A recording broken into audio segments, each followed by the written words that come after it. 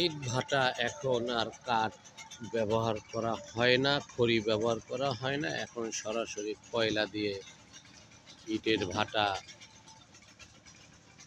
ইট করে ইটের শ্রমিকরা রৌদ্রের ভিতরেও খুব পরিশ্রম করতে পারে। তাদের করতে করতে অভ্যাস হয়ে গেছে।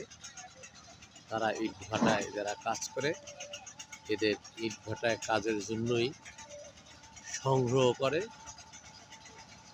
এরা ইট ভাটায় কাজ করতে করতে অভ্যস্ত হয়ে গেছে। এরা ইট ভাটায় কাজ করে। নিচে কিন্তু আগুনের তাপ, উপরে রৌদ্রের তাপ। দেখছেন কিভাবে কাজ করছে।